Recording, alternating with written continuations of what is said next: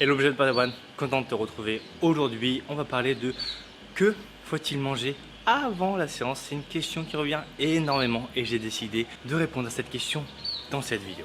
Donc, qu'est-ce qu'on va voir à l'intérieur de cette vidéo? Je vais te parler de qu'est-ce que tu peux manger juste avant, qu'est-ce que tu peux manger avant, voire au milieu. Enfin bref, pas mal de choses très intéressantes. Donc, on y va, c'est parti.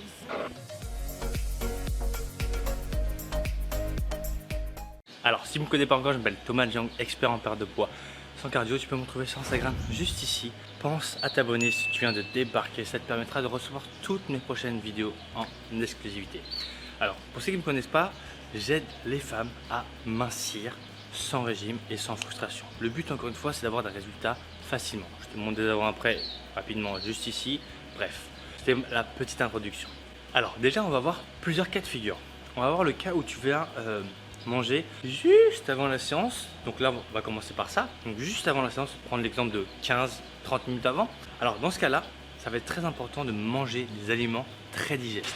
Donc d'éviter absolument les hamburgers, les pizzas. On fait rarement ça, mais je préfère le dire, tu vois. Donc calm down. Donc tu vas plutôt privilégier les aliments qui se digèrent très bien. On va avoir les fruits séchés, on va avoir les bananes, on va avoir la pomme, on va avoir les barres protéinées, on va avoir le fromage blanc.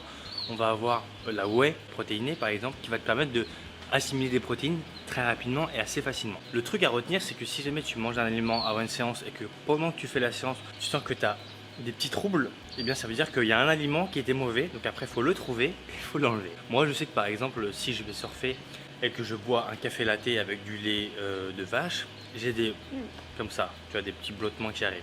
Donc ça veut dire que le lait n'est pas forcément très digeste pour moi. Est-ce que c'est mauvais, est-ce que c'est bon? Je pourrais pas te dire ça, mais je pourrais te dire en tout cas que pour moi, faut pas que je boive du lait juste avant. Ensuite, tu vas avoir le repas, donc avant, donc on dira allez, 1 heure, 2 heures, 3 heures avant, où là tu vas pouvoir faire un repas complet sans aucun problème. Mais si jamais tu prépares un événement spécifique, etc., évite de manger trop d'aliments complets qui peuvent te provoquer beaucoup de ballonnements, beaucoup de blottements, beaucoup d'inconfort digestif. Donc de manger des aliments qui se digèrent plutôt bien. Là, tu vas pouvoir commencer à manger des féculents, donc comme du riz. Mais si tu manges trop de riz complet, etc., il se peut que tu aies des petits troubles digestifs.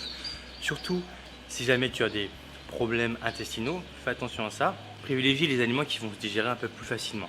Tous les aliments qui vont rester énormément longtemps dans ton ventre, potentiellement seront mauvais pour ta séance. Après, encore une fois, il y a une grande partie qui se passe aussi dans la tête. Moi, j'étais le premier à manger un gros sandwich et à aller m'entraîner juste après. Ça ne me posait pas spécialement de problème. Donc encore une fois, c'est à voir en fonction de l'activité que tu vas faire.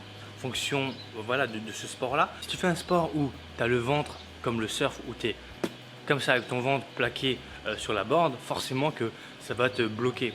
Par contre, si tu fais un sport où, je prends l'exemple de la musculation, où tu viens faire un tirage comme ça, faire les bras, manger un gros repas avant, ça ne devrait pas trop poser de problème, à part si tu prends des aliments hyper indigestes, comme les trucs complets, les légumineuses qui vont te donner beaucoup de gaz, etc. Ouais, je sais, c'est pas très glamour, mais les légumineuses, ça fait péter. Et le truc, c'est que c'est un peu inconfortable de faire un sport où tu fais que de péter. Ensuite, autre chose à savoir sur que faut-il manger avant une séance de sport, ça va dépendre de ton activité physique. Pour rappel, tu as 3 types de macronutriments. Protéines, glucides, lipides. Les glucides sont la source privilégiée du corps.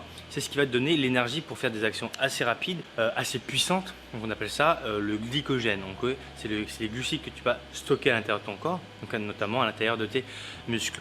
Ça va être utilisé notamment dans tous les efforts assez violents comme le sprint, comme les activités qui te demandent de partir très rapidement. Et ensuite, grâce à l'alimentation, tu vas pouvoir refaire ce stock-là. Ensuite, le deuxième macronutriment, ça va être les protéines.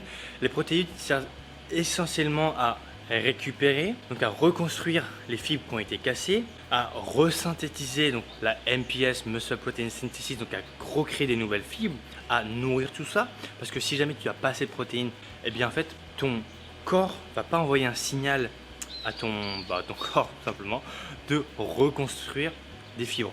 Donc si jamais tu n'as pas assez de protéines, il n'y a pas de reconstruction, il n'y a pas de resynthèse et il n'y a pas de MPS. C'est pour ça que ça va être hyper important d'avoir un apport en protéines adéquat pour justement optimiser sa récupération et optimiser potentiellement sa prise de muscle. Et le dernier macronutriment, ça va être les lipides. Les lipides, ça permet surtout d'avoir des efforts de longue durée, mais c'est aussi hyper important pour toutes les réactions hormonales, donc bon fonctionnement chez la femme, chez l'homme. De manière assez générale, ce sont des aliments qui ne sont pas acidifiants, donc assez neutres.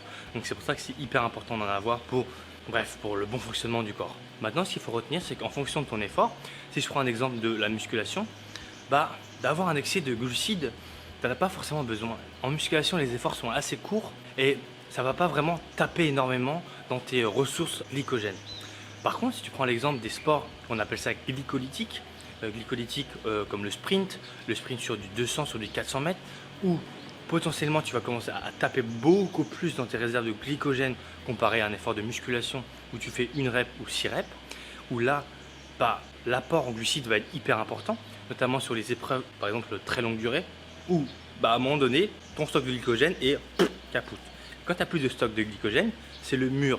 En gros, tu n'as plus d'énergie, il ne se passe plus rien. C'est pour ça que ça va être très important durant des efforts de longue durée d'avoir un apport en glucides pour toujours avoir un stock et éviter justement de taper dedans. Donc voilà, au final, en fonction de ton activité, ça va être important de jauger tout ça. Mais ce qu'il faut retenir, c'est que les glucides, c'est important pour les efforts où ça percute, où tu as beaucoup on appelle ça, de fatigue, mais genre comme le sprint, comme les efforts assez longs, qui sont assez acidifiants. Tu sais, on appelle ça les efforts un peu lactiques. Là, oui, ça va être important. Après, pour tous les efforts de très courte durée, avoir un apport énorme en glucides ou en lipides ou en protéines, pas de réel intérêt. Donc voilà mes jeunes Padawan, j'espère que cette vidéo en tout cas t'aura plu. N'hésite pas à me donner ton feedback juste en dessous si ce genre de vidéo te plaît, à me lâcher un petit like, fait toujours plaisir. Mes 2 anciennes vidéos qui s'affichent juste ici. Je te dis à bientôt pour la prochaine vidéo. D'ici là, porte-toi bien. Ciao, ciao. Alors si tu ne l'as pas déjà fait, pense à t'abonner sur le petit bouton qui est juste ici et activer la petite cloche pour recevoir toutes mes prochaines vidéos en exclusivité. Et voici ma dernière vidéo. Allez, je te dis à bientôt. Ciao.